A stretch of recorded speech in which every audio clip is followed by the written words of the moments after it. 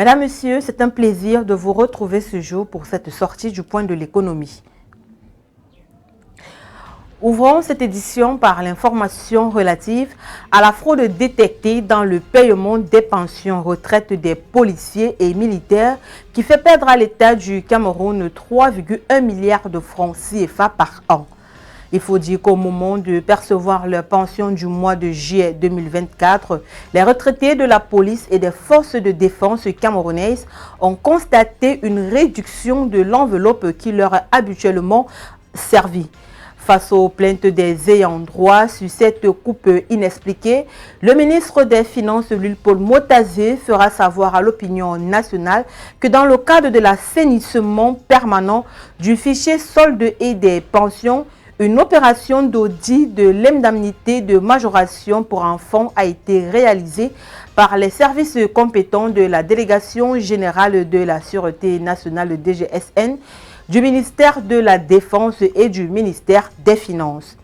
À la fin de l'audit, des faux actes de naissance, des irrégularités avec une grave incidence sur le montant de cette allocation pécuniaire seront découvertes.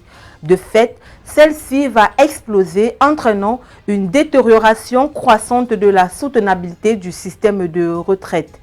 Des curiosités qui vont trouver des réponses auprès des responsables du ministère des Finances en charge de la gestion des pensionnés de l'État. Car en réalité, certains personnels retraités des forces armées et policiers alignaient à elles seules jusqu'à 50 enfants avec de faux actes de naissance, question de grossir leur pension retraite chaque mois. Selon le communiqué du ministre des Finances camerounaise Luilpol Motazé, daté du 22 août 2024, l'État du Cameroun a perdu environ 35 milliards de francs CFA entre 2010 et 2021 dans les pratiques frauduleuses lors du traitement des dossiers des pensionnés militaires et policiers. Et comme mesure, l'État a proposé aux coupes sur les pensions des mises en cause. Un dispositif d'accueil a été mis en place depuis le 29 juillet dernier au ministère des Finances afin d'examiner l'authenticité des actes de naissance et des autres pièces justificatives. Mais à date, fait savoir le communiqué, sur 110 dossiers reçus via le dit dispositif, seuls 52 depuis près d'un mois ont justifié de l'authenticité et de la régularité de leurs pièces. Ce qui s'est traduit par la restauration de leur indemnité de majoration au cours du solde du mois d'août 2024 avec rappel du mois de juillet. Parlons de fraude des produits pétroliers pour dire que les inspecteurs de la direction des produits pétroliers et du gaz du ministère de l'eau et de l'énergie du Cameroun, en collaboration avec les forces de maintien de l'ordre, ont effectué il y a quelques jours une opération ponctuelle d'urgence le long de la nationale numéro 3 reliant Yaoundé à Douala et dans les principales artères de la ville de Kribi et de Douala. Ces derniers ont ratissé tour à tour les sites de la contrebande et magasins de stockage des produits issus de la contrebande dans les localités de Boumniébé, Missolé et Edea. Même scénario dans la ville de Kribi où tous les champs de tir ont été passés au peigne fin.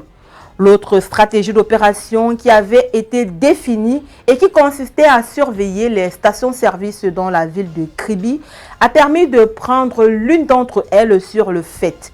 Un pompiste servait du carburant dans 3 fûts de 200 litres chacun. Un acte qui constituait un cas d'infraction car la vente des produits pétroliers dans des récipients non conformes de capacité supérieure à 100 litres est interdite. Dans la ville de Douala, le mode opératoire était le même. Tous les produits trouvés sur les sites de contrebande durant cette opération ont été saisis. La mission s'est achevée avec une saisie totale de 1690 litres de carburant, tous produits confondus. Toujours au Cameroun, le ministre du Commerce, Luc Magouambaga Tangana, a reçu en audience le 26 août dernier le coordonnateur de DEIC pour l'Afrique de l'Ouest et nouveau président du Conseil d'affaires Turquie-Cameroun. Les échanges ont porté sur la nécessité d'intensifier les échanges commerciaux avec la Turquie tout en innovant dans le domaine des échanges. Étant à la tête d'une entreprise déjà active dans divers secteurs tels que la construction, l'industrie et le matériel de santé, le président du Conseil d'affaires Turquie-Cameroun se dit prêt à faciliter ses connexions. Luc Magwambaga Tangana a réaffirmé l'engagement du gouvernement camerounais à créer un environnement propice aux investissements étrangers. Le membre du gouvernement camerounais a mis l'accent sur l'importance de l'agro-industrie, insistant sur la nécessité de transformer les produits locaux pour les mettre sur le marché. Le ministre camerounais a insisté sur les atouts du pays, notamment son accès privilégié à plusieurs marchés internationaux. Cependant, le Cameroun fait face à un double défi, notamment celui d'augmenter sa production et développer sa capacité de transformation locale pour exporter des produits avec une valeur ajoutée. Le partenariat avec les opérateurs turcs, dont l'expertise est avérée en cette matière, est à saluer dans ce contexte. Le ministre du Commerce du Cameroun et le président du Conseil d'affaires Turquie-Cameroun ont convenu de la nécessité de création de joint venture entre opérateurs des deux pays afin de mutualiser ces avantages réciproques. Soulignons que le volume des échanges commerciaux entre la Turquie et le Cameroun a atteint 277,3 millions de dollars en 2022, en hausse par rapport aux 238,3 millions de dollars en 2021. Les investissements turcs au Cameroun dépassent désormais les 900 millions de dollars. Parlons à présent de la Société d'électricité d'eau du Gabon qui a été mise sous administration provisoire. Après avoir commandé un audit en profondeur de la Société d'électricité et d'eau du Gabon, en abrégé SEEG, le président de la transition, par le biais du porte-parole du comité de transition et de la restauration des institutions, a annoncé le 27 août dernier la mise sous administration provisoire de l'entreprise publique qui s'englue de plus en plus dans les difficultés au regard du scandale récemment dévoilé. Ayant décidé de la refonte de l'organigramme actuel, le général Brice Clotaire Oligui Nguema, qui prévoit déjà une baisse des salaires des futurs cadres, nommera le nouveau patron de la société publique lors du prochain Conseil des ministres.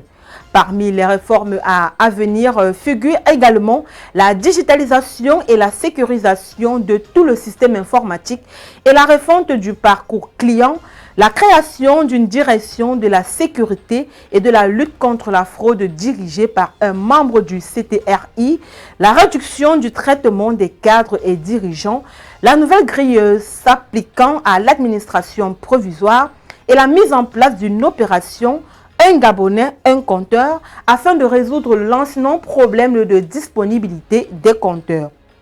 Par ailleurs, afin de préserver les intérêts et droits sociaux des travailleurs gabonais, aucune réduction d'effectifs n'est prévue et les salaires des agents ne seront pas impactés, a fait savoir le porte-parole du président du CTRI qui a annoncé dans la foulée la remise à la SEEG de 18 000 compteurs monophasés et 4 500 compteurs triphasés le vendredi 30 août 2024. Désormais, les compteurs monophasés seront installés au coût de 70 000 francs CFA au lieu de 140 000 francs CFA et les compteurs triphasés à 120 000 francs CFA au lieu de 280 000 francs CFA. L'installation des compteurs au-delà de ces tarifs exposera les auteurs aux rigueurs de la loi, a-t-il martelé. En Libye, l'exploitation pétrolière et les expéditions qui en découlent sont de nouveau bloquées. Cette décision de blocage des principales infrastructures pétrolières du pays intervient en riposte à une prise de contrôle le 26 août dernier de la Banque centrale et au remplacement de son gouverneur par les autorités de Tripoli. Cela fait plusieurs mois déjà que les hostilités ont été déclarées entre le gouverneur de la Banque centrale nationale et le premier ministre sortant à Tripoli. Les deux hommes très proches à l'origine ne s'accordaient plus sur la façon de dépenser le budget de l'État, issu essentiellement de la manne pétrolière. Le gouverneur avait critiqué à plusieurs reprises la manière de dépenser l'argent public sans jamais faire de projet de développement.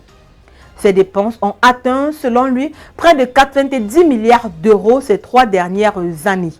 La Banque nationale centralise les recettes des exportations d'hydrocarbures et gère le budget de l'État avant de les distribuer entre les différentes régions.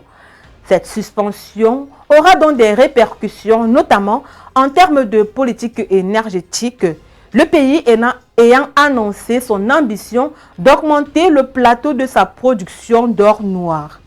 La situation a eu un impact sur le marché pétrolier qui a vu le prix Brent grimper dans la foulée de 3% pour atteindre $80. Mesdames, Messieurs, c'est ici que se referme cette édition du Point de l'économie. Merci d'avoir été des nôtres. Les programmes se poursuivent sur Reflet d'Afrique Télévision.